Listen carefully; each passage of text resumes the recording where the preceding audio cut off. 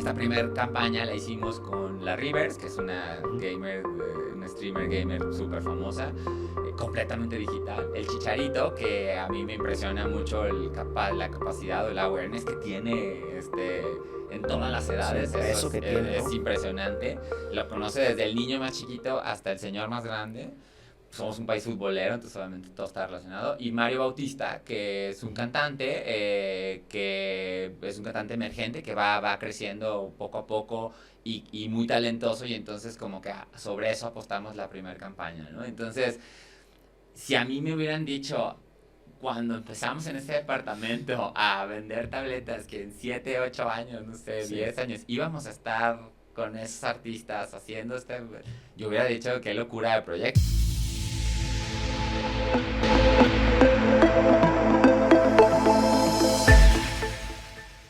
Bienvenidos a Persistente, estamos en el episodio 2.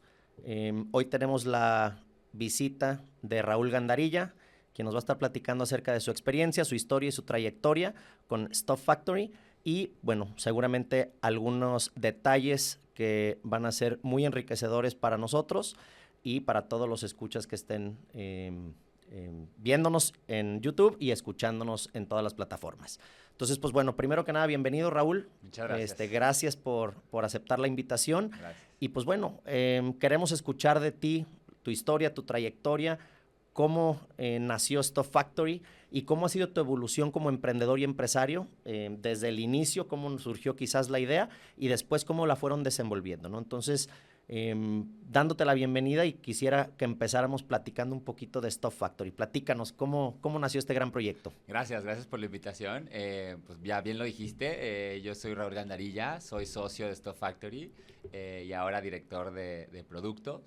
Stuff Factory nació hace ya 13 años. La verdad es que ha sido una historia muy diferente a lo que nos contaron o nos dijeron cuando tenías ganas de emprender de más joven.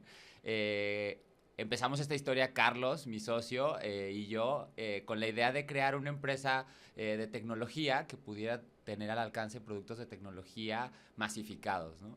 Carlos tiene una experiencia previa en una empresa de cómputo, dirigida específicamente a cómputo, y yo era arquitecto, así que la verdad es que nuestras formaciones profesionales eran completamente diferentes, pero algún día se juntaron los caminos y decidimos empezar esta compañía. Honestamente, al principio no teníamos claro qué queríamos hacer, es decir, queríamos hacer una empresa que se dedicara a hacer productos de tecnología, pero no decíamos este producto o y lo vamos a vender en tal lado, ¿no? Todo pasó cuando Carlos iba saliendo de esta compañía después de una trayectoria de 20 años. Yo trabajaba en la empresa familiar, soy arquitecto y desarrollaba parques industriales, pero pues los dos teníamos como esta cosquillita de emprender, ¿no? No sabíamos a qué nos enfrentábamos, no sabíamos qué venía en el camino, pero sí teníamos clara la idea de hacer algo interesante, divertido, diferente, en una industria completamente diferente para los dos. Y bueno, sí empezó Stuff Factory al principio como una empresa que quería comercializar productos de tecnología. ¿Cuál ha sido la historia o la evolución que ha tenido Stuff Factory, ¿no? De ese inicio que decías, no sé a dónde voy, igual y tú y Carlos pues tenían claro de que, bueno, a ver, queremos productos a lo mejor masificados, ¿no? Que estén a buen precio, que tengan buena calidad, etcétera. Pero de esa idea inicial, ¿cuáles han sido los pasos que han ido evolucionando este proyecto a ser lo que es hoy? Pues la verdad es que ha sido muy retador y sobre todo ha sido como un proceso de aprendizaje continuo. Cuando recién empezamos había una posibilidad de vender tabletas a un cliente, ¿no? Carlos tenía una experiencia previa, por lo tanto conocía personas en el retail en México que podían, digamos, sumarse al proyecto como desde la parte de compras. Quisimos comercializar tabletas en un inicio, fuimos a China a una expo y estando en una expo en China se nos ocurrió que podíamos hacer una infinidad de cosas. Entonces empezamos con una marca de mochilas que se llama Cool Capital, empezamos a hacer el tema de tabletas con una marca que no era nuestra marca en ese momento, sino era una marca de otra marca tapatía. Y esa fue la aventura. Conseguimos una cita con el primer cliente, que en este caso fue Walmart. Fuimos, en realidad al principio Carlos estaba full time, yo estaba medio tiempo, porque siempre cuando emprendes no sabes si debes soltar el cheque seguro que tienes Sí, en un sí. lado y aventurarte al 100%, ¿no? Entonces, este esquema duró unos meses, años, hasta que tuvimos que tomar la decisión de estar tiempo completo los dos, ¿no? Entonces, digamos, nuestro primer cliente y nuestro primer acercamiento fue con Walmart de México y empezamos a vender tabletas en una temporada muy específica, cuando las tabletas empezaban a masificarse, cuando empezaba a haber como un gran despertar tecnológico y a un muy buen precio en México. A ver, hoy Stuff Factory, ¿cuántas categorías de producto tiene?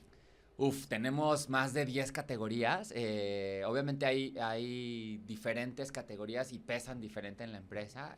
Tenemos audífonos True Wireless, audífonos Sonir, bocinas portables, party speakers o de fiesta, barras de sonido, smartwatches, seguridad, tabletas, mochilas, que es movilidad. Estamos por lanzar una nueva categoría en la de movilidad, que es la de equipaje. Pues hay una infinidad. La verdad es que hemos ido desplegando las categorías conforme hemos ido avanzando.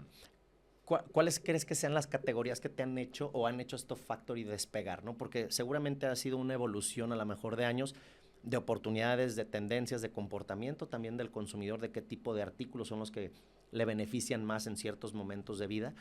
Pero ¿cuáles consideras tú que han sido esos momentos clave que digas, estas categorías son las que nos hicieron despegar en X momento, ¿no? Pues mira, creo que sin duda la primera fue mochilas, que fue la primera que creamos, y creo que esa fue la que nos educó un poco en cómo debíamos hacer los procesos y las cosas. Para mí fue mi primer contacto haciendo negocios con China, y entonces desde el punto de desarrollar un producto, comprarlo, traerlo, almacenarlo y luego venderlo, digamos, eso fue educador al principio. Cuando estábamos en este comienzo de Stuff Factory, surgió una oportunidad que, aunado a una modificación que hubo en la ley de telecomunicaciones en México, permitió que los celulares pudieran abrirse a todas las marcas posibles. Ya no necesariamente tenías que comprar tu celular con los carriers normales, que era Telcel, Usacell y demás. Y nos aventuramos a hacer celulares.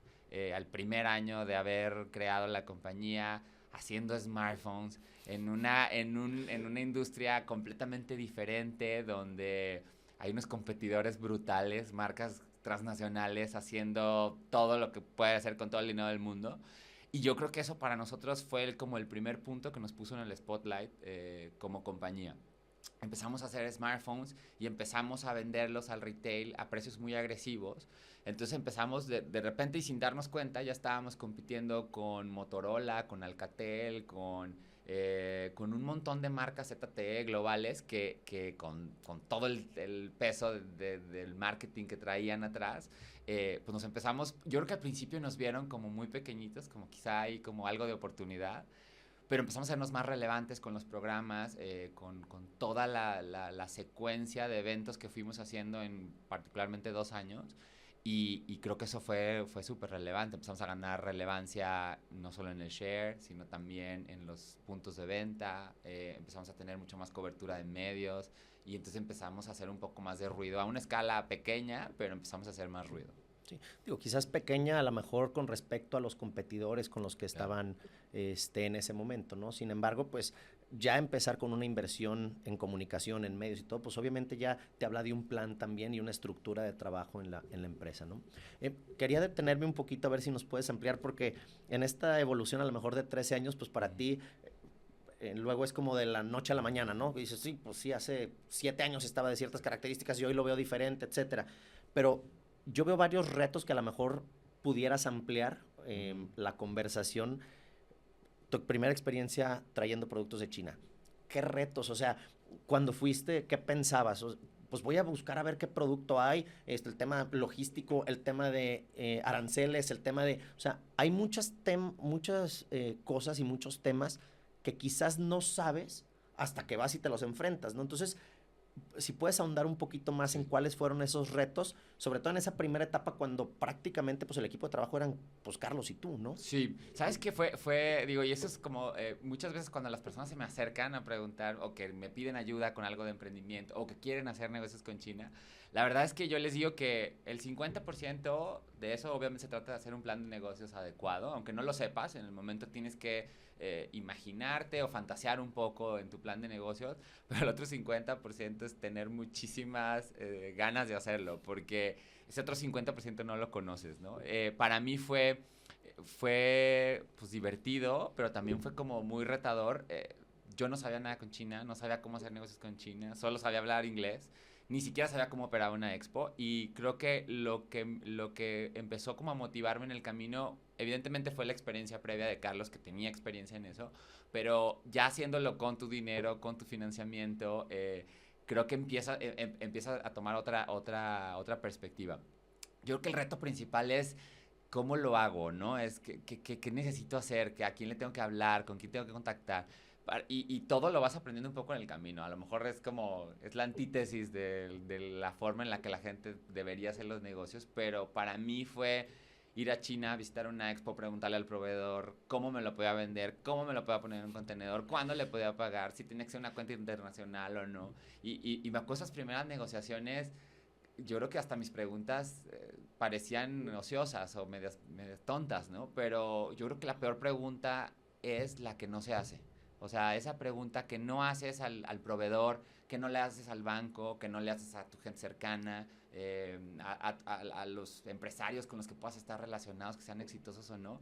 Creo que esas preguntas son las más valiosas, porque te explican desde cómo pedirle un crédito a un banco, si es suficiente con el tiempo que tienes abierta la empresa o no, si necesitas tenerlo en dólares o en pesos, todas esas series de preguntas que, repito, podrían parecer ociosas, pero terminan determinando el futuro de la compañía. Sí, fíjate que como anécdota y paréntesis nada más, cuando iniciamos como la idea de crear Persistente, este podcast, justamente es esa pregunta mensa, ¿no? Creo que muchos en nuestra casa nos enseñan así, es la pregunta mensa es la que no se hace. Entonces, la idea es que justamente ustedes en el trayecto como empresarios, que son cómo han consolidado sus negocios, cómo los han desarrollado y cómo los han crecido, pues muchas veces es preguntando, acercándote con personas, indagando, etcétera, ¿no? Entonces, el que puedas compartir como esos pequeños detalles, pues yo creo que es muy importante para todos los que nos escuchan, porque pues ahí nos damos cuenta de que pues no es menso preguntar, ¿no? Claro. No es menso investigar, ¿no? No te sientas un poquito como con menos capaz o etcétera, ¿no? Que muchas veces existen esos miedos cuando estás emprendiendo. Oye, pasando como esa parte de esa etapa de China, supongo que pues obviamente el producto que fueron, dijeron, pues vamos buscando pues alguna buena oportunidad, ¿no? A lo mejor ya detectado algunas categorías. Sin embargo, ¿cómo fue el proceso como comercial, ¿no? No tanto de la compra, sino pues compro un producto y regreso a México y veo cómo lo puedo vender, cómo lo puedo acomodar, o antes ya tenían ustedes ya como detectado por qué iban, incluso ya hasta pedidos habían levantado, o cómo fue ese proceso. Inicialmente, digo, y creo que eso es como el punto importante, porque sucedieron muchas cosas que yo creo que puede ser como mucho aprendizaje para muchos emprendedores. Primero, cuando decidimos hacer este tipo de negocios, obvio, no teníamos financiamiento, teníamos nuestros ahorros, que podían ser pocos, muchos, no sabemos, ¿no? Pero con eso al menos asegurábamos la existencia de la compañía. Pero creo que como el principal éxito logrado fue que nos quitamos como todas esas arañas que teníamos de cómo hacer negocios, y creo que el primer paso fue, nos sentamos con uno de los competidores, que habían sido competidores de Carlos en su experiencia previa de trabajo. Le planteamos la idea de hacer un negocio con un retorno para él de un cierto porcentaje sobre la venta. Fuimos con el cliente, le aseguramos que podíamos hacer ese producto en un precio competitivo y entregárselo en tal fecha. Nunca tuvimos una orden de compra del cliente antes de eso, pero digamos teníamos armado el plan de negocios. Entonces cuando fuimos a China fue simplemente concretar ese triángulo, y creo que fíjate, esa es una de las cosas más importantes. Es la primera vez que hicimos un negocio con China, que compramos producto para traerlo a México, no fue con nuestro dinero, sino fue con el dinero de este inversionista en ese momento, que después, digo, era un gran amigo y después se convirtió en inversionista en este negocio, y después hicimos mucho más negocios con sus marcas juntos. y usamos, digamos, esa fue el primer triángulo de negocios que hicimos. Obviamente la primera entrega venía concatenada de las segundas entregas, terceras, cuartas, y de tabletas pasamos a celulares, y de celulares pasamos a accesorios de telefonía, accesorios de cómputo, y fuimos como avanzando con ellos en este esquema, ¿no? Creo que ese fue un gran golpe de suerte para nosotros, honestamente, porque yo podría decir que durante el primer año ningún banco nos prestó ni un peso. Y es lógico, ¿no? Pues dos jóvenes, emprendedores, con muchas ganas de hacer negocios, sin experiencia previa, digamos, como empresa, pero sí con la astucia de juntar a elementos claves y ponerlos sobre la mesa y obviamente pues como accionista o inversionista a la otra persona, decirle, oye, te voy a dar tanto dinero, si me prestas tanto dinero y lo voy a convertir en esto, ¿no? Creo que eso también habla mucho como de Sí, la sin manera. duda. Creo que lo que detecto de todo esto es, a ver, estuvieron como muy al pendiente de las oportunidades que había y las supieron desmenuzar y agarrar en el momento, ¿no? Como bien lo dices, creo que la primera gran ventana, creo que te abre una segunda línea de ventanas, ¿no? Sí. Entonces, el tener un producto ya que pueda funcionar, pues ya te deja un ingreso, ¿no? Sí. Lo cual te permite, pues, seguir el mismo proceso de emprendimiento inicial, pero ahora con nuevos productos, ¿no? A ver, pues esto pegaría, igual y tu cliente también te dice, oye, pues hay esta oportunidad en esta otra área, en esta otra categoría, ¿qué me puedes traer tú Exacto. mismo, no? Justo, así Y fue. así fue como fueron diversificando también sus categorías, por lo que Sí, percibo. sí, y creo que digo, ese es un punto bien importante porque digamos que cuando estudias emprendimiento en la universidad o digamos en la vida Sí, en general, siempre te dicen que haces un plan de negocios y que tal cosa y estructuras todo muy bien y lo armas todo, pero la realidad es que nadie te dice que cuando eres emprendedor tú cobras tus facturas, tú cambias el cheque, tú vas y vendes, tú cargas las primeras salidas desde tu centro de distribución si existe. En nuestro caso era una oficina donde guardábamos las cajas iniciales. O sea, tú eres el gestor completo del emprendimiento. Y no sé si tiene que ver con las formas o con la educación que nos dieron, pero pues tú crees que vas a estar en el escritorio diciendo, órale, entreguen, órale, facturen. Y eres tú. O sí, sí, sea, claro. eres tú 24 horas siendo emprendedor, ¿no? Sí, sí, sí, hasta que va girando un poquito la máquina es Exacto. cuando... Y empieza a agregarse personas Así y es. talentos, ¿no? Hoy, ¿cuántas personas son en Stuff Factory? Ahorita somos cercanos a 200 personas. Wow. La verdad es que ha sido un crecimiento significativo porque sobre todo en los últimos años, digo, ya ahondaremos un poco más ahí, cómo fue ese crecimiento exponencial. Pero la verdad es que creo que lo más relevante vino, y aunando un poco a la plática que traíamos ahorita, es después de como de un año más o menos, empezaron a llegar talentos claves a la compañía, que creo que hicieron los cimientos y las bases más importantes de Stuff Factory. Se sumaron, digamos, 4 o 5 personas que hasta la fecha han sido claves en Stuff Factory, y que completamos las direcciones que ahora rigen nuestra compañía, ¿no? Ellos no solo entraron como talentos, sino luego después se convirtieron en accionistas. Entonces creo que compartir un poco, decir, o ceder un poco de tu empresa a cambio de un talento extraordinario lo hace mucho más relevante, porque pues no solo te comes tú el pastel, sino también le estás dando a otras personas la oportunidad de creer en tu sueño y de construir el sueño a partir de ahí, ¿no? Entonces eso nos convierte en creadores de sueños Sí. a todos. ¿Cómo fue este proceso que tomaran esta decisión de, pues, seguramente no dijeron voy a repartir el pastel, no es, el chiste es hacer un pastel más grande, Exacto. repartido, pero más grande, ¿no? Entonces tu porción termina siendo más grande del mismo modo, ¿no? Entonces, ¿cómo fue este proceso de decisión entre tú y tu socio inicial de decir, oye, ¿sabes qué?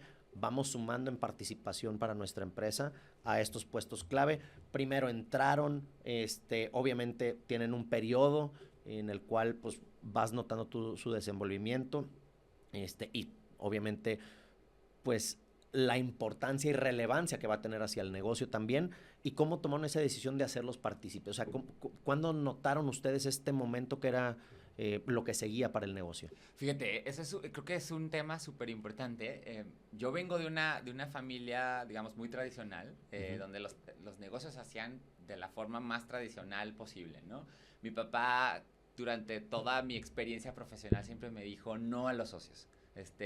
Tener socios es del diablo, tener socios, en algún punto van a acabar mal, las ideas se transforman, las ganas, los intereses. Entonces, la verdad es que yo llegué a Stuff Factory en un inicio sin querer tener socios. Digamos, en gran multitud, ¿no? Evidentemente, Carlos y yo éramos al principio. Y cuando fuimos sumando, o se fueron sumando al proyecto, Cristina, luego Rodrigo, que ahora son parte de la dirección de cada una de las áreas, y posteriormente Jax, que fue el último, lo que hizo relevante fue que cada uno teníamos una formación completamente diferente que le aportó a la compañía, digamos, una parte del cimiento, ¿no? Carlos venía con toda esta experiencia de dirección general de una compañía, Cristina venía también de ventas, pero en una formación administrativa muy fuerte, Rodrigo en el área de marketing, que es una máquina, y luego Jax, que había estado en una transnacional, en el lado comercial, pues entonces todos empezamos a sumar, ¿no? Y yo recuerdo perfecto que en algún punto empezamos a ver que todos íbamos avanzando en una misma dirección, todos estábamos como muy sumados al proyecto, cada logro que íbamos haciendo lo compartíamos y no fue una cosa de un momento, yo creo que fue una cosa de ver que los 5 íbamos avanzando en la misma dirección, con el mismo sueño y con el mismo objetivo, que fue cuando dijimos, pues esto, si queremos la persistencia y queremos seguir creciendo, tenemos que hacer partícipes a todos, ¿no? Y subirlos al barco y creo que a partir de ahí el cambio, al menos mental y del día a día, fue otro. Yo creo que hay un antes y un después en esa incorporación. Hablando de eso, me ha tocado participar en varias empresas, algunas solo y otras con socios, ¿no? Y fíjate que he notado ahorita que comentas eso con tu papá, que es un tema también muy generacional. Sí. O sea, creo que sí hay ciertas generaciones o edades en las cuales las personas deciden decir, ¿sabes qué? No, ¿por qué? Pues por historias, ¿no? Historias que muchas veces ni siquiera son vividas en carne propia, pero ya es como una tradición que trae, ¿no? Y yo siento que sí hay nuevas generaciones, y nuevas generaciones me refiero a lo mejor de 50 años para abajo, ¿no? En las cuales pues ya creo que es muy, muy práctico el compartir, el delimitar, el delegar funciones y responsabilidades, como creo que ustedes lo supieron hacer muy bien, ¿no? ¿Sabes qué? Creo que también una cosa importante es, y luego eso se nos olvida mucho, todos, o sea, cada uno de nosotros 5 tenemos ideas distintas, formaciones distintas, experiencias distintas. Tenemos sesiones o juntas en las que nos damos unos entres durísimos, sí. Unos entres pero sabrosos, o sea, alguien tiene una idea, la defiende, el otro le dice, oye, no, pero yo creo que estás mal, al otro no le parece y demás, y yo creo que a veces... Yo creo que si un extraño entrara en ese momento en el que estamos discutiendo, sí, diría, no, estos, sí, van a tronar se va a tronar mañana, se cierra esta empresa. Pero creo que eso al final es lo más importante de Stuff Factory, que los 5 tenemos el mismo nivel de relevancia en cuanto a tema de ideas. O sea, si Cristina llega un día y dice, oye, quiero proponer esto, si Jax llega y dice, oye, quiero proponer esto, nunca vamos a decirle, no. O sea, ni hay una sola, digamos, no somos determinantes en una cosa, siempre cuestionamos todo. Entonces, pues la verdad es que luego sí nos llegamos a unas juntas en las que vuelan chispas, sí, pero el resultado siempre es muy bueno. Sí, a ver, creo que lo dices muy bien entre líneas, ¿no? Creo que el respeto, pues es parte fundamental, ¿no? El respeto a, oye, para uno puede sonar una idea muy inmensa, o quizás que ya vivió, que ya la hizo y no funcionó, y muchas veces partes de esos prejuicios, ¿no? De decir, no, ni le des por ahí. A ver, explícame más, ¿no? Porque a lo mejor puede haber detalles en los cuales pudo haber alguna inconsistencia y eso no lo llevó a un tema de logro o algún tema de exitoso, ¿no? Entonces creo que el respeto sería como ancla que percibo ahí. Sí. Comentaste que ese es uno de los factores donde ustedes, al juntarse todos estos elementos, pues han potenciado la empresa. Adicional a ¿cuáles son las etapas que tú has dicho? A ver, esto fue un antes y un después para Stuff Factory en su crecimiento o en su desarrollo. ¿Cuáles han sido esos como momentos que han notado ustedes adicional a este? Pues mira, yo creo que obviamente entrar a categorías difíciles o digamos categorías que suenan complicadas. Hubo un momento después de haber pasado por tabletas, después de haber pasado por celulares, después de haber hecho accesorios con nuestras marcas, donde dijimos, ok, pues tenemos que empezar a construir nuestra marca, porque una cosa muy bonita es vender otras marcas que generalmente, bueno, están generando dinero y están generando utilidad a la compañía, pero al final necesitamos construir, si queremos persistir en el tiempo y queremos que esto avance, necesitamos construir nuestra propia marca, ¿no? Entonces, hace un par de años, no sé, podría decir 5 o 6 años, antes de pandemia, decidimos que íbamos a reenfocar los esfuerzos de la compañía en construir la marca. Y ahí el reto se puso, si ya estaba duro, se puso 10 veces más duro, ¿no? Porque no solo empezamos a operar ya con nuestros recursos, ya digamos el socio inversionista que nos había ayudado en los otros proyectos grandes, él había tomado la decisión de ya no entrarle en el riesgo, él ya estaba muy contento con lo que estaba pasando, habíamos tomado caminos diferentes y entonces estábamos teniendo una independencia de esa persona que financieramente había sido muy buena. Ya los bancos habían volteado a vernos, pero ahora sí ya tocaba empezar con nuestra lana. Y entonces ahí es donde el reto se puso bueno, porque pues ya no solo estás cuidando la lana del otro, estás cuidando tu propia lana y la estás haciendo rendir. Entonces empezamos a construir nuestra propia marca en pasos muy, muy acertados, sobre todo en audio, y empezamos a desarrollar productos, audífonos Sonir, True Wireless, y fueron, digamos, nuestros primeros pasos con nuestros clientes. Creo que uno de las cosas que hicimos bien, y que luego después también operó un poco en contra, fue que nuestro mayor cliente durante muchos años en la compañía fue Walmart, y representaba el 80% de nuestra facturación. Por un lado estaba maravillosa la idea de que le vendiéramos a Walmart con todo lo que significa venderle a Walmart, pero también el otro reto era, ¿qué pasa si un día un Walmart nos dice, Comper, bye, te quedas en la lona y tienes que cambiar completamente tu estrategia, si no es que mueres en el intento?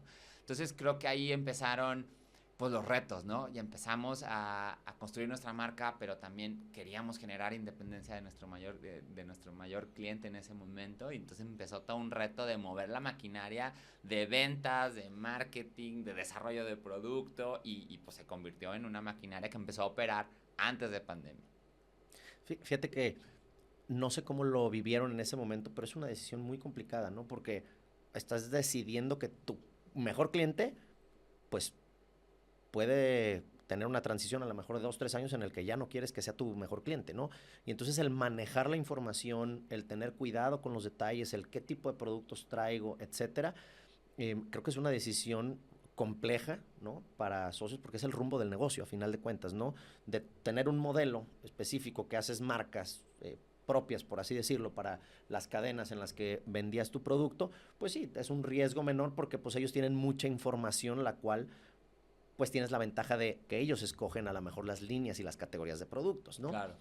Pero a la hora de hacer tu marca, pues son doble riesgo, ¿no? Tanto el que ya no cuentas con esa información, ni socio, por así decirlo, sí.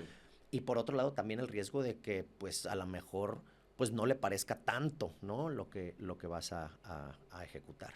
Sí, sobre todo sabes que venderle al retail es una gran aventura y es complicado. Y eso se lo digo luego a muchas personas que se me acercan queriéndole vender a cualquier retail nacional, ¿no? Yo les digo, el principal reto de venderle al retail es el flujo del dinero en el tiempo. Sí. Porque tú le vendes ahorita, pero tú ya empezaste a usar tu dinero desde el momento en que colocaste la orden de compra a tu fábrica. Entonces ya llevas 90 días y le vendiste ahorita, pero de aquí te pagan en 120 días. Entonces tu retorno del dinero termina siendo, en lo mejor de los casos, 6 meses, pero termina siendo 8, 10 meses, 12 meses. Entonces planear eso significa tener finanzas sanas, entenderle muy bien al tema del dinero y de cómo lo vas a ir administrando.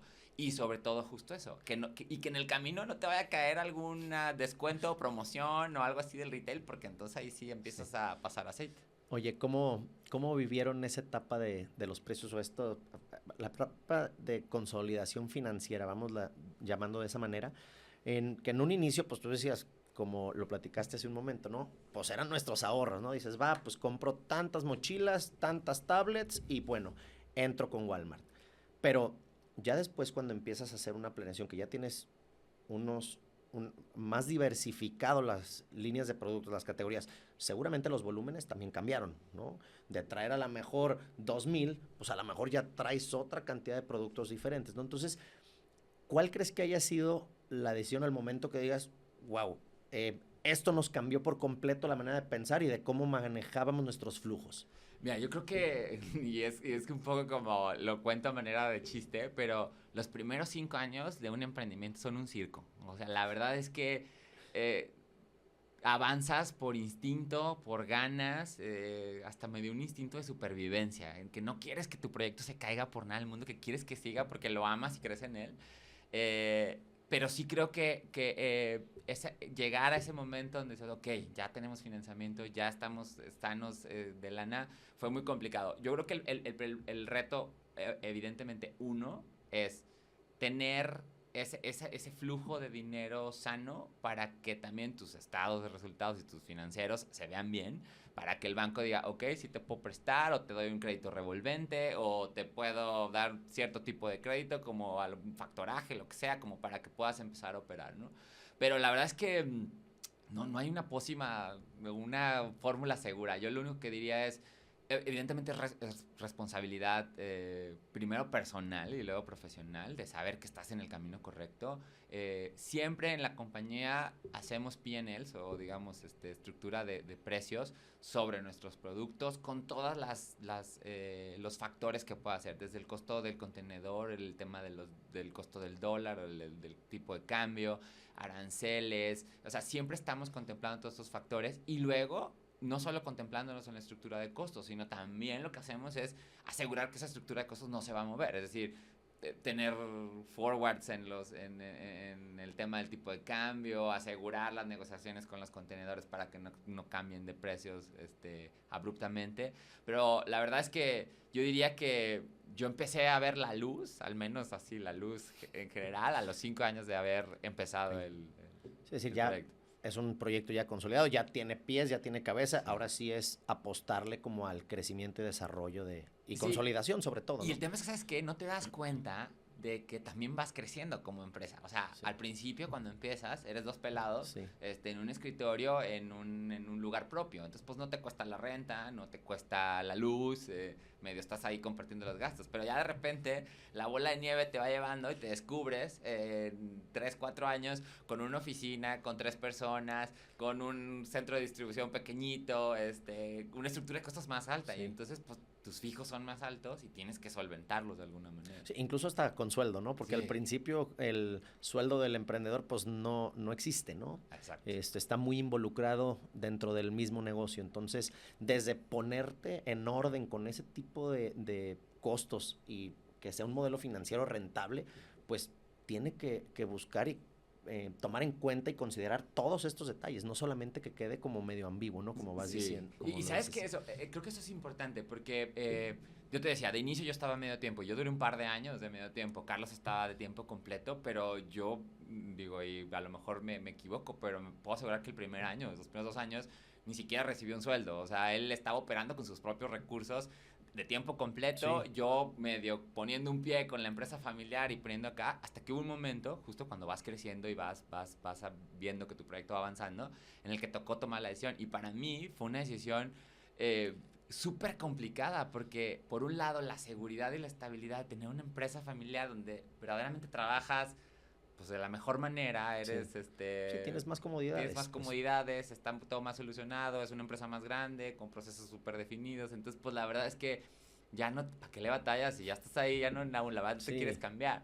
Y me acuerdo perfecto cuando tomé la decisión, que senté a mi papá y le dije, papá, muchas gracias por todo lo que me has dado, pero pues me voy a armar mi proyecto. O sea, yo creo que para mi papá era inconcebible que yo tomara una decisión de ese nivel, ¿no? Y me acuerdo perfecto, sus primeras 3, 4 preguntas eran, pero sí va a funcionar, o de que sí tienen lana para armarlo. O sea, era creo que como muy, muy retador pensar que podrías dejarlo seguro para irte a construir un proyecto, ¿no? Diferente. Sí, claro. A ver, pues es que estás cambiando una estabilidad literal por una aventura, ¿no? Sí, y no claro. sabes qué va a pasar después, ¿no? Exacto. Confías o le ves pies y cabeza porque a lo mejor en 2 años dijiste, bueno, pues va creciendo, ¿sí? O vamos vendiendo más o hemos ampliado nuestras líneas de productos, nuestra facturación ha crecido, etcétera, pero pues no sabes hasta dónde va a llegar. Sí, ¿no? sin duda. ¿Para ti fue difícil tomar esa decisión más allá del negocio y el tema personal, que a lo mejor también por ahí puedes comentar esto, el tema familiar nunca fue como que dijera, o sea, no van a pensar que a lo mejor le estoy dando la espalda a mi familia, porque muchas veces sucede ese tipo de procesos, ¿no? En los cuales, pues, o no te dejan ir tan fácil, ¿no? O dos, pues sienten como que, vete, pero pues ya hay como una incomodidad, ¿no? Personal. Sí, mira, yo creo que en el tema del emprendimiento, y quizá a lo mejor mi papá desde su experiencia y otra vez en el tema generacional, para ellos emprender pues significaba muchos retos, ¿no? No tenían a lo mejor las oportunidades o no habían tenido el acceso a la educación que a lo mejor ahora tuvimos nosotros y por lo cual se nos hace más fácil emprender con sí, mayores herramientas. Pero sí me acuerdo que la comunicación de mi papá, que siempre fue súper apoyador y siempre mi papá yo creo que ha sido mi fan número uno. Creo que el tema era cómo vas a dejarlo seguro para irte a armar algo que no sabes si va a ser exitoso, porque pues por lo que me cuentas, medio vendes, a veces sí, a veces no te pagan. Pero pues aquí está, yo ya construí, tengo 40 años trabajando para ti, para tus hermanos. La verdad es que era un grupo de empresas súper grande. Y yo decía, pues sí, papá, pero pues mi corazón anda ya, o sea, está puesto en otra cosa, ¿no? Nunca tuve un problema como de si te vas ya no hay comunicación, ni mucho menos. Al contrario, mi mamá y mi papá fueron las personas más apoyadoras que pueda haber en el mundo. Pero sí siempre creo que existió esa espinita de el hijo pródigo va a regresar sí. algún día. Afortunadamente no he regresado en 13 años. Y al contrario, creo que ellos han visto mi éxito. Y ahora me llama mucho la atención cómo con el esquema o con las empresas que tiene mi familia han podido ser partícipes incluso de mi éxito, ¿no? Del éxito de Stuff Factory desde diferentes perspectivas, desde en temas financieros, en temas logísticos. Entonces, al final terminamos cruzando los caminos, pero ahora como con un objetivo en común, ¿no? Un sueño ahí en común.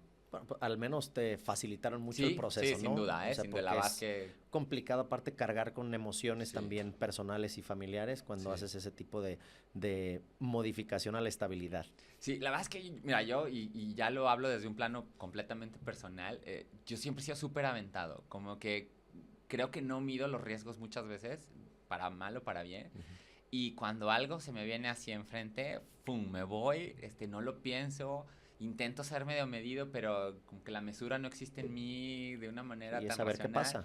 Me voy, sé que va para allá, a veces medio cambio la estrategia en el camino, pero generalmente me echo para adelante. Creo que un poco volviendo al inicio de la conversación, eso fue en China, o sea, a mí me dijeron, vámonos a China a una expo, vámonos, no tenía ni idea, vámonos, y vimos y caminé, nunca había caminado una expo, decidí hacer una cosa, ya a los 5 años ya estábamos haciendo otras categorías, evidentemente seguían algunas de ellas caminando, pero creo que es eso, ¿no? Yo creo que el emprendedor siempre tiene que tener mucha capacidad de aventura, también mucha resiliencia para aguantar los trancazos en el camino, pero también tienen que creer en el proyecto, porque pues en el camino pueden cambiar varias cosas, ¿no?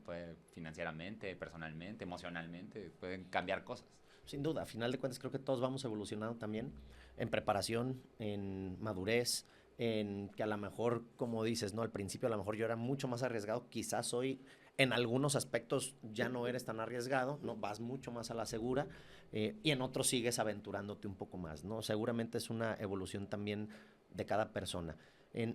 Ya tocaste varios puntos que creo que has tenido retos, ¿no? Desde tener socios, ¿no? Desde crecer y compartir el pastel, desde cambiar tu estabilidad financiera económica, así es, en un negocio familiar, a tener tu propio emprendimiento. Pero, ¿qué otros retos has visto tú en estos 13 años que han sido a lo mejor un momento de riesgo de decir, ya sean por producto, ya sean emocionales, ya sean administrativos, ya sea, etcétera, que digas, sí está en riesgo el negocio? O sea, no hallamos la puerta, quizás lo tenga que cerrar, quizás yo me tenga que salir, quizás, o sea, ¿ha habido esos momentos en estos 13 años? Sí, muchos, y yo creo que son los más. Yo creo que el primero que enfrentamos, y lo voy a decir antes de la pandemia, porque en la pandemia evidentemente y para todos fue un reto, pero el primero antes de la pandemia fue el tema del talento, porque al principio te lo decía, tú haces todo, eres el gestor completo de tu compañía, pero vas creciendo y entonces necesitas atender otras áreas. Quizá el tema de finanzas se convierte más importante y le dedicas más tiempo, el tema comercial se vuelve relevante. Entonces, esa atracción de talento empezó a ser todo un tema, porque pues tienes que tener personas talentosas, capaces, pero también personas que cuestan más. Entonces empiezas a tener el reto de, y si contrato a este, pero está muy caro, pero a lo mejor este vale la pena porque va a vender más. Entonces empiezas a tener todo ese reto. Ese creo que es el primero, ¿no? El segundo, yo creo que fue un tema más de empezar a delegar, porque al principio te cargas de todo, y cuando ya estas personas o este talento entró a tu compañía, pues tienes que aprender a decirles, te toca. Sí. Y te vas a equivocar, es muy probable, y la vas a regar y hay que sacar el pie. A mí hay una una frase que siempre Carlos nos dice, yo creo que desde el día uno y hasta la junta de la semana pasada nos la dice, es, aquí todos la vamos a regar, siempre, eso va a ser ley. Pero el problema no es regarla, el problema es sacar el pie y sacarlo lo más pronto posible. Y entonces, siempre cuando hay alguien en la compañía que tiene un problema, que vendió mal, que calculó mal el costo, que dio un mal precio, que no sé, que no llegó a la cita, el reto es cómo lo solucionamos, y si lo solucionas rápido y con qué herramientas y con quién te ayudas, eso creo que se convierte siempre en el mejor aliciente de seguir triunfando, ¿no? Adentro. En el tema de todo el personal y el talento en específico, ¿cuáles crees que sean los errores que han cometido ustedes? Más allá de, es que contraté a una persona, no. O sea, más al tema de procesos, no personificando algo, sino de qué aprendieron ustedes en eso, ¿no? Que digas, es que nos pasó esto horrible, y pues tuvimos que aprender, ¿no? Yo creo que hay dos cosas. La primera es cuando empiezas a contratar personas, a veces estás como ávido de personas que te solucionen las cosas, ¿no? Y entonces empiezas a contratar personas que crees que te van a solucionar cuando en realidad el problema está dentro, desde el proceso inicial, ¿no? Entonces, pues sí, contratas a fulanito, a menganito, pero si ese fulanito y menganito llegaron a un proceso que ya estaba mal hecho, él, aunque sea muy talentoso, va a seguir haciendo el proceso mal, ¿no? Entonces, por un lado hay que darle estructura a la compañía con procesos, mini procesos, ni siquiera creo que deberían haber grandes manuales como en las compañías gigantescas, pero sí procesos pequeños de pasa esto, haces esto, si no pasa esto, haces esto. Yo siempre digo, haz un slide de PowerPoint y dime 1, 2, 3, 4 y a dónde va a llegar eso, y con eso, porque te queda claro a ti, me queda claro a mí y sé qué esperar de ti, ¿no?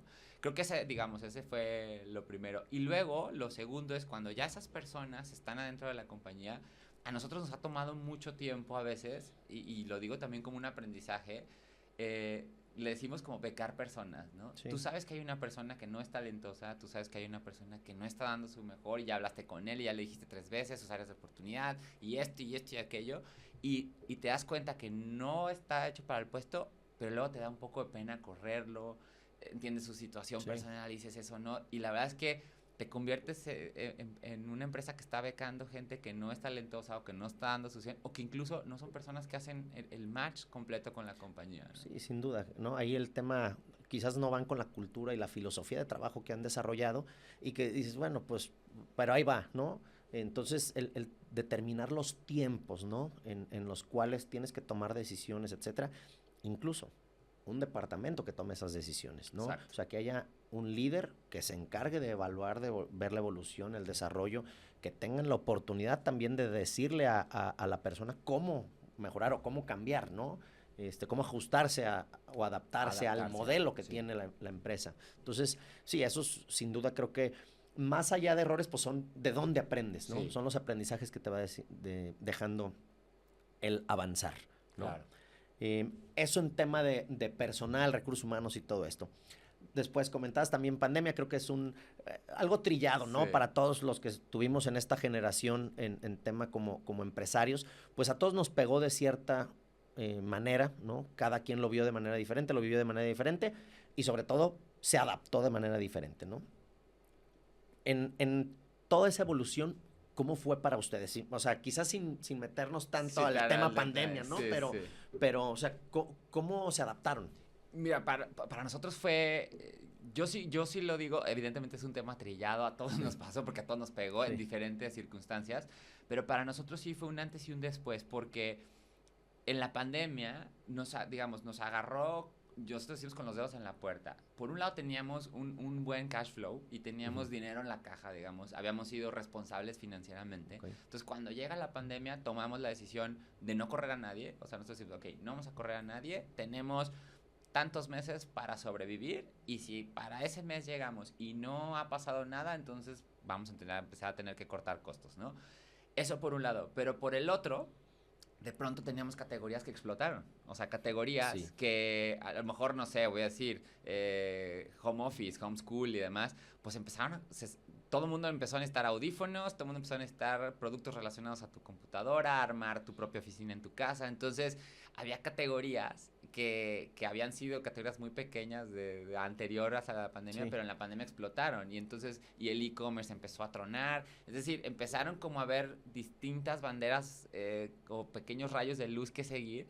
Y pues, otra vez, adaptarte, entenderlo y empezar a darle por ahí. Porque era nuestra manera de sobrevivir como compañía, ¿no? Yo la verdad es que ahora, pasando todo este tema de la pandemia, me siento como muy orgulloso de decir que nosotros no corrimos a una sola persona en ese momento de la estructura que teníamos, no bajamos sueldos, no cortamos, digamos, el flujo de dinero a las personas. Siempre fuimos bien transparentes hasta dónde íbamos a llegar, hasta dónde podíamos llegar. Y creo que también las personas al interior de la compañía vieron como todas las acciones y estrategias que estábamos haciendo para sobrevivir y todo el mundo se enfiló y empezamos a vender donde debíamos de vender, en el momento en el que debíamos de vender y eso creo que fue el éxito, ¿no? Si digamos que fue una pequeña gripa durita, pero no nos tumbó. Sí, supieron adaptarse rápido, quizás como bien lo dices, ¿no? Tuvieron la fortuna, a lo mejor que tuvieron algunas categorías que pues estaban en boga y que se estaban consumiendo a final de cuentas y eso te mantenía un ingreso, ¿no? Pues aunque sea relevante. Y fíjate, yo creo que tenía que ver también mucho con el tipo de personas que trabajan en la empresa, porque en nuestro caso, nuestro promedio de edad de la compañía está sobre los 30 años. Sí. Entonces, digamos, tantos jóvenes trabajando y adaptándose a una nueva realidad, yo creo, y es completa percepción, es mucho más fácil que personas de 50, 60 años, sin con duda. Hijos, familias y demás, más difícil, ¿no? Entonces, la verdad es que la gente respondió súper bien, todo el mundo se súper alineó, todo el mundo entendía, incluso por ahí se tocó 2, 3 veces el tema de a lo mejor vamos a bajar sueldos y demás, pero nadie, no llegó el momento. Todo el mundo dijo, asegúrenme mi empleo y aquí con nos vamos. Y creo que eso fue súper relevante. Sí, es que también te das cuenta muchas veces de quién trae la camiseta bien puesta en momentos críticos, ¿no? Un buen filtro. Y también, pues, también es un reto para los directores, ¿no? Socios, etcétera. Pues el saber cómo también ser transparente, como bien lo dijiste, creo que es una cuestión sumamente importante. Cómo manejar también las emociones del equipo, primero las personales y eso que se ve trasladado hacia el equipo, ¿no? Porque pues te ven que está valiendo, que se está hundiendo el barco y pues a lo mejor se avientan. Claro, sí, ¿no? totalmente. Entonces eso creo que es algo crítico de ese momento. Si mal las fechas o los tiempos no los calculé mal, acababan ustedes de lanzar sus marcas propias. Sí, bueno, en realidad las marcas propias existieron desde un inicio, digamos, fueron tomando relevancia en el tiempo. Ya para, digamos, la época post-pandemia, nuestras marcas de casa, STF, para el tema de audio, firmamos la licencia de Billboard para licenciar productos de audio, firmamos también la licencia de Rolling Stone, teníamos otra submarca que lo utilizábamos para precio de punto bajo, teníamos Cool Capital en el área de movilidad. Digamos, fuimos como consolidando un poco nuestras marcas y cuando llega la pospandemia, pues era a echarle toda la carne al asador. Y creo que después de esta catarsis de la pandemia, que no solo fue profesional, sino también fue emocional para todos, vino un momento súper relevante, es cómo convertíamos nuestras marcas en el top of mind de la gente, o por lo menos cómo las convertíamos relevante en el punto de venta, ¿no? Porque si tú vas a comprar un audífono ahorita en cualquier retail de México, pues evidentemente tu top of mind están las marcas globales o las marcas que todo el mundo conoce y relaciona. Pero ¿cómo hacíamos que el consumidor identificara nuestras marcas con algo importante, ¿no? Y creo que hablando un poco como de este proceso de evolución otra vez, de adaptarle las estrategias, hace 3 años, te digo después de pandemia, vino a la mesa el primer cuestionamiento, es ¿qué tenemos que hacer diferente que están haciendo nuestros competidores? Y lo hablo porque al final nuestros competidores son empresotototas. Sí. Sí, tú gigantes, tienes recurso más limitado para competir. Claro, y entonces empezamos a explorar la idea de tener embajadores de nuestra marca de relevancia nacional e internacional para poder asociar nuestras marcas a un estilo de vida. Y fue muy particular porque empezamos a ver quiénes puedan ser nuestros embajadores. Y entonces empezamos a definir las diferentes líneas que queríamos seguir, ¿no? Por un lado decíamos, no, pues alguien que sea conocido, pero que esté relacionado a nuestros productos. Y entonces por ahí empezamos a explorar ciertos nombres, ciertos artistas y demás, hasta que llegamos después de un largo camino de análisis, a escoger a 3 personas, ¿no? Que se convirtieron en los primeros embajadores como de nuestras marcas, pero ya de una manera mucho más relevante, ¿no? ¿Y esto lo decidieron por marca? No, fue global, fue al final, digamos, okay. Sí había una estrategia de productos asignado a cada uno de estos embajadores. En este caso, en esta primera, digamos, la primera vez que lo hacíamos, era el Chicharito, ¿sí? quien estaba en Estados Unidos jugando, apenas estaban anunciándose la contratación para las Chivas, entonces estaba tomando mucha relevancia. Personalmente yo soy fanático del fútbol, entonces para mí eso era, si me volaba la cabeza pensar que un futbolista iba a usar mis productos. Pero también teníamos que llevar la directriz de música, que al final pues lo que hacemos está relacionado completamente a música. Y por el otro lado estábamos lanzando nuestra línea de gaming, que sobre todo hacía como sentido. streamer. Entonces teníamos que como tener ahí todas esas variantes cubiertas, ¿no? Entonces esta primera campaña la hicimos con la Rivers, que es una una streamer gamer súper famosa, completamente digital. El Chicharito, que a mí me impresiona mucho la capacidad o el awareness que tiene en todas las edades. Sí, el peso que tiene, ¿no? Es impresionante. Lo conoce desde el niño más chiquito hasta el señor más grande. Somos un país futbolero, entonces obviamente todo está relacionado. Y Mario Bautista, que es un cantante, que es un cantante emergente, que va creciendo poco a poco y muy talentoso, y entonces como que sobre eso apostamos la primera campaña, ¿no? Entonces, si a mí me hubieran dicho, cuando empezamos en ese departamento a vender tabletas, que en 7, 8 años, no sé, 10 años, íbamos a estar con esos artistas haciendo yo hubiera dicho qué locura de proyecto, ¿no? Sí, o sea, claro. Eso no existe. Y eso fue relativamente hace poco, quizás hace 2 años, ¿no? Empezaron con... Empezó la idea hace 3 años, se consolidó el año pasado, porque fue cuando el contrato lo marcó. Sí. Pero yo creo que a partir de ahí fue un cambio radical en este factor.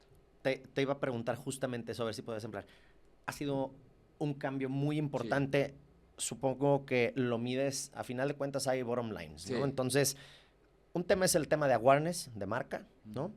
Y otro tema también, pues, es el tema de facturación, ¿no? Entonces, ¿sí hay un antes y un después en ambos o en alguno en específico? No, sí hay un antes y un después. O sea, creo que veníamos haciendo un gran trabajo a nivel de desarrollo de producto, de marketing, de construcción de marcas, de ventas, administrativo. O sea, yo creo que íbamos avanzando muy bien.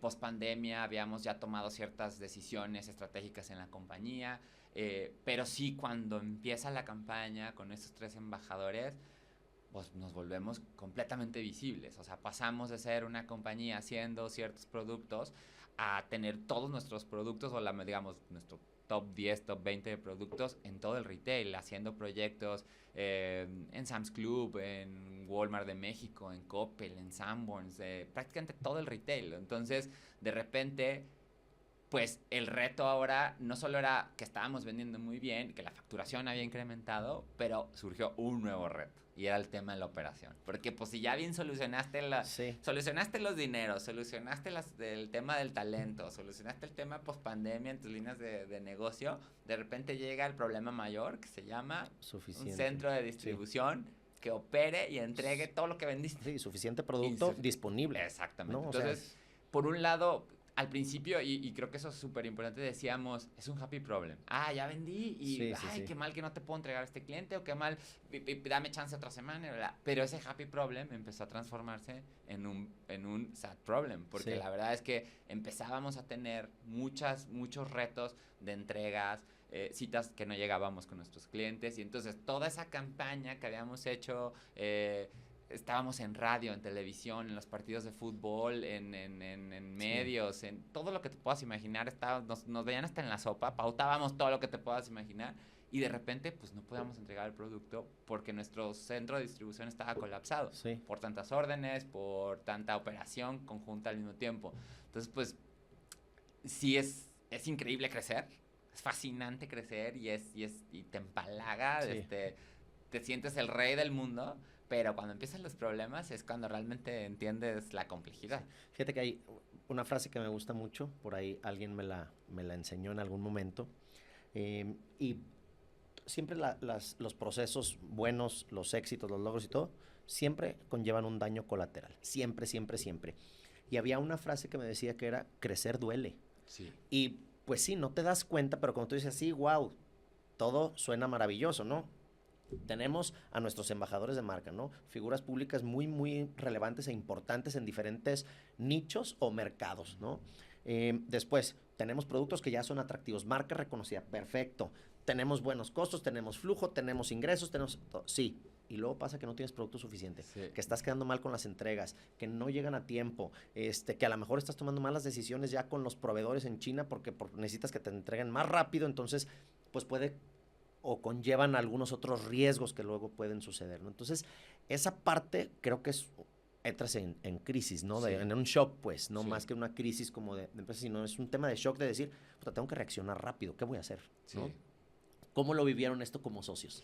Pues la Ese verdad es que momento. fue complicado, ¿eh? Porque, otra vez, tenemos distintas personalidades. Por un Sí. lado, digamos, yo soy una persona como siempre intento ver el lado positivo de todo, con una buena actitud, siempre me estoy riendo, intento ser como muy, muy dinámico, pero pues cuando el problema toca tu puerta, se me borra la sonrisa y empiezo a preocuparme, empiezo no a dormir y entonces creo que al final... Yo creo que al menos los 5 directores que somos los que tomamos las decisiones en la compañía, somos increíblemente capaces todos.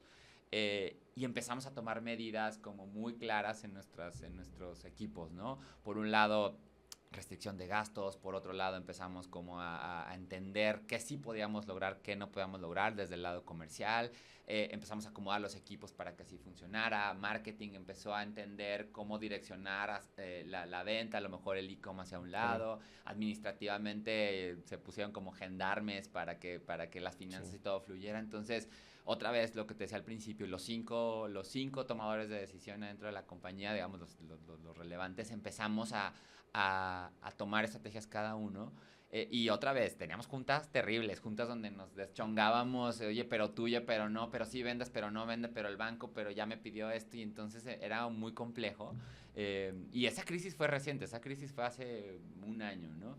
Entonces, yo sí creo que otra vez, volviendo al tema de emprendimiento, crecer duele y duele muchísimo. Es más de lo que la gente puede ver en un simple momento en tu vida. La verdad es que todo el mundo siempre tienes como esa visión de tus amigos, de tu gente cercana, de tu círculo, de que qué increíble, van creciendo, lo están haciendo súper bien. Sin duda, Sí, lo sí, sí, estamos claro. haciendo. Pero, híjole, las tras bambalinas es... Así es. si ya completaste esto, si no entregaste, si el cliente te habló, si ya recibiste el mail, oye, no te compro, oye, te penalizo. Empiezan a ver como vertientes complicadas. Sí, a ver, primero llevan 13 años, es una empresa consolidada en crecimiento constante, etcétera. O sea, creo que han hecho un gran trabajo desde los 2 iniciales hasta los 5 socios, más todo el equipo, obviamente, que se involucra en esto. Sin embargo, pues no se ven las cosas feas, ¿no? Sí. Justamente. Sí, y a partir de ahí, fíjate, yo creo que también es otra cosa que aprendimos otra vez a fregadazos, literal, fue sí hay que crecer, porque siempre tienes que crecer, evidentemente, y somos una compañía joven en crecimiento, pero hay que crecer eficientemente, responsablemente y en medida de lo posible, porque puedes crecer aceleradamente, pero también va a crecer tus gastos y va a crecer tu operación y va a crecer todo el resto de cosas que van junto con un crecimiento, pero eso también puede significar la muerte de tu negocio o puede significar un gran riesgo para el negocio.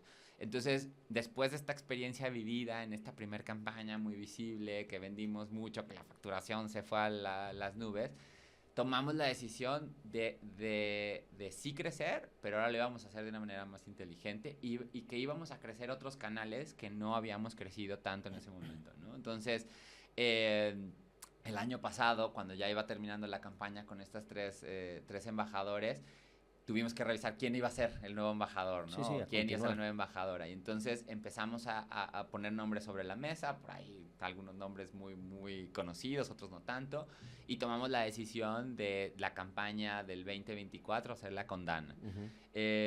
Dana, la verdad es que es una pues, cantante, actriz súper consolidada, tiene los mejores números en México, es la más reconocida, está haciendo también una transformación en su carrera que la ha posicionado como en una manera muy chida. Pero otra vez el reto, porque no solo cuesta más como embajadora, sino también ahora hay que meterle, o sea, lo que te cuesta a ella, yo creo que lo tienes que multiplicar por 3 o por 4 claro. para que suceda y sea relevante. Para que sea visible. Entonces, pero ahora lo que estábamos haciendo es, le íbamos a apostar más al e-commerce, menos productos, mucho más inteligente, y entonces eso estamos sucediendo, porque realmente la campaña la lanzamos hace y es ver cómo funciona, ¿no? Cómo reacciona, y ahora sí que entregue los dividendos para tomar las siguientes decisiones ahora de los años. Y la verdad es que ha sido interesante porque sí queremos crecer, sí queremos ser los mejores, sí lo estamos logrando, pero hay que hacerlo inteligentemente. Yo a cualquier persona que se me acerque y me pidiera un consejo, yo le diría, sí, pero el pastel va creciendo poco a poco. No quieras en un año que eso suceda.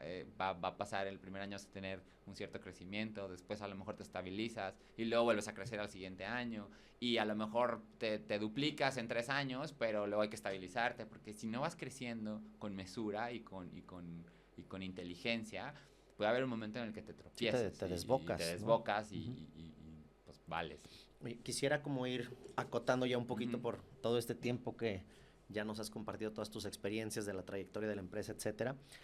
Hay 2 puntos que me gustaría tocar, ¿no? El primero, de manera muy breve, es también en lo personal, ¿cómo has acompañado este crecimiento, no? Porque muchas veces no se percibe, en este caso, no, Raúl el empresario, ¿no? Perfecto, ha desarrollado muy bien su proyecto, su trabajo, etcétera, ¿no? Ahí va la empresa muy bien, crecimiento constante, etcétera.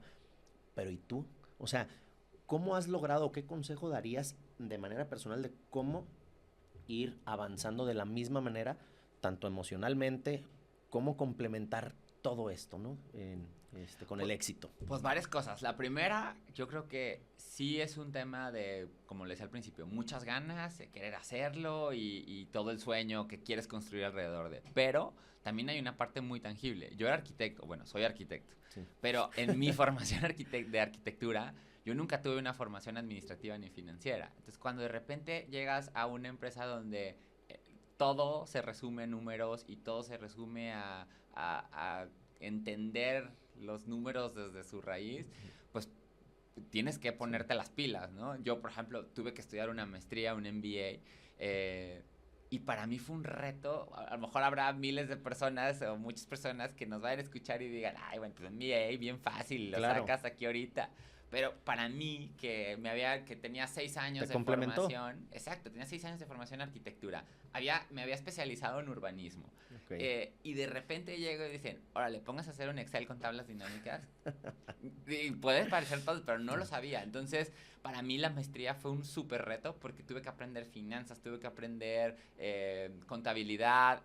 Muchos luego se ríen de mí porque estudié una maestría que era una maestría bilingüe y entonces me explicaron contabilidad en inglés, entonces yo me sabía la contabilidad en inglés y le decía, ay, Raúl, qué payaso eres, ¿no? Andar diciendo esos términos, pero bueno, creo que pues ese es otra vez el tema de adaptarte, de entender, de cambiar, de querer ser mejor, de encontrarle la manera a salirle. Y creo que el otro tema importante que digamos, ese ha sido a lo mejor un aprendizaje más a través de los años, y lo puedo decir a lo mejor en los últimos 2 años, es siempre va a haber personas mucho más talentosas que tú. Y lo importante es que estén junto a ti. Porque de todo mi equipo de trabajo, al menos directo e indirecto, yo puedo nombrar 15 personas antes que yo en la compañía que son increíblemente más talentosos que yo. Y entonces, cuando empiezas a reunirte de esa gente y esa gente empieza a aportar a tu trabajo, la verdad es que ya tú solo te vuelves un gestor. Te vuelves literal el gestor del día a día. El diseñador que diseña increíble, el desarrollador de producto que conoce a la perfección el producto y cómo funciona, el financiero que se echa unas mega análisis increíbles. la verdad es que tú ya te conviertes un poco en espectador. Un espectador analítico Sí. con herramientas que vas completando en tu vida, pero ya te conviertes literal en el Sí, entonces, espectador principal. bueno, a final de cuentas también creo que lo importante ahí, pues es como bien dices, ¿no? Es tener ese ojo, tener también la sagacidad para saber delegar, que Claro. es un reto también, Sí. ¿no? Como lo comentaste hace rato. Entonces, o sea, el encontrar y desarrollar al equipo de trabajo, pues se convierte como ya en un tema de tu día a día, ¿no? O Sí. sea, una de las prioridades en tus acciones. Sí, y yo creo que también un tema, justo en el tema de delegar, hay un tema súper importante que se convierte después en siempre y cuando creces y ya te consolidas como compañía, tiene que haber un equipo que opere el día a día, que es importantísimo porque es lo que te está dando en ese momento, pero tiene que haber otro Next equipo steps. que vea al futuro. O Sí. sea, nosotros al menos internamente hemos tratado de hacer eso. Sí está muy bien la orden de compra que llegó y el crédito del banco que tienes que pagar y el cliente al que le entregas y el día a día, ¿no? Eso es vital, es parte de tu sangre que está circulando en tu compañía. Pero si no hay un equipo enfocado en ver qué es lo que viene, qué sigue, qué tecnología va a suceder, qué producto podemos lanzar, qué nuevos territorios vamos a vender, qué cliente está en la mira para venderle, si no hay un equipo enfocado en eso, la persistencia de tu compañía puede ponerse en riesgo. Sin duda, ¿no? O sea, te quedas muy corto de visión a final de Sí. cuentas. Tienes que estar viendo, pues, aunque se oiga feo, ¿no? Pero a final de cuentas tienes que ver, planear el siguiente cheque. Sí, A literal. final de cuentas. Literal. ¿No? Y para nosotros ha sido un reto. La verdad es que desde el año pasado y que nosotros habíamos estado solo vendiendo en México y que ahora en estos años nos hemos enfocado a vender hacia Latinoamérica, pues ese es el reto, ¿no? Si no hay un equipo pensando en ese futuro, que ahorita es pequeñito y que va avanzando Sí. paso a pasito, si yo quiero en 5 años ser relevante en todo Latinoamérica, pues tengo que empezar desde ahorita, ¿no? Y tengo que empezar con esos pequeños puntos y estas pequeñas interacciones con los clientes. A veces toca otra vez volver al inicio con tu maleta de muestras y tomar un avión Sí. e irse a venderlo al cliente, que no me da miedo, al contrario, ahora hasta me emociona hacer eso. Creo que eso se vuelve muy importante porque es el ADN, es el core del negocio. Fíjate que a veces como directores nos da añoranza regresar a esos Sí. primeros días donde es más en crudo y más al natural el Sí. cómo se ejecutaba todo, ¿no? Sí, fíjate, yo acabo las 2 semanas pasadas estuve en China y pensaba en cómo eran mis viajes iniciales, este viaje inicial que te dije donde toda Sí. la idea partió, a los viajes que ahora hago con un equipo en China consolidado, una oficina de 8 personas que trabajan, digamos, día y noche para nosotros, encontrando fábricas, productos, producciones y demás. Y pienso, ¿en qué momento pasó todo esto? O sea, ¿en qué momento estaba yo caminando en una expo intentando ver qué iba a hacer? Y ahora ya con un Y equipo ahora en ya China. con un equipo visitando fábricas, Sí. con una agenda súper apretada, viendo si los pedidos salen en tiempo o no, nuevos productos, qué categorías. Y pues obviamente digo, no sé si extraño la visita del pasado o me gusta más esta. Pero bueno, eso es algo que no me va a responder, ¿no? Es algo que no Claro. voy a entender. Yo creo que siempre vamos a ver hacia atrás con añoranza y te vas a acordar de esos momentos pues especiales, ¿no? En Sí. 10 años te vas a acordar de este momento como un momento Sí. sumamente especial y así va a pasar, ¿no? Sí. Para cerrar un poquito, me gustaría si puedes dejar algún consejo, algo que quieras transmitirle a los empresarios o emprendedores, dependiendo de la etapa en la que quieras dar algún consejo, comentario, nada más, una frase que te ha gustado, en fin, lo que tú desees como dejarles como para que les sirva de aprendizaje. Pues yo creo que lo principal es, siempre hay que creer en los sueños, para eso están hechos los sueños, para que los visualicemos, los fantaseemos y luego en algún punto los aterricemos. Rodearte de personas talentosas va a ser siempre tu mejor arma.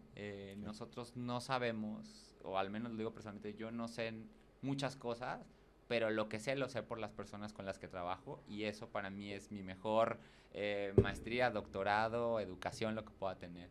Y lo otro, y te lo dije al principio, ¿no? Es siempre preguntar todo y cuestionarte todo, porque creo que a partir de la duda y de la pregunta vas encontrando tus propias respuestas y las vas encontrando en diferentes puntos de tu vida. A lo mejor mis preguntas de cuando empecé, cuando fui el primer emprendedor hace 13 años, no son las mismas que ahorita. Ahorita me cuestiono otras cosas y me cuestiono otros momentos, pero si dejamos de cuestionarnos todo, creo que nunca vamos a poder seguir avanzando en esta construcción de los sueños, ¿no? Sí. Entonces, creer siempre en los sueños, cuestionar siempre todo lo que está a nuestro alrededor y rodearte de gente talentosa. Creo que son grandes consejos, a final de cuentas, como dices, ¿no? Escenarios diferentes, metodología igual, ¿no? El siempre tener la misma forma, la misma hambre quizás por encontrar, por buscar, por entender, etcétera, ¿no? Entonces, pues nada, agradecerte este tiempo que nos dedicaste aquí a Persistente y a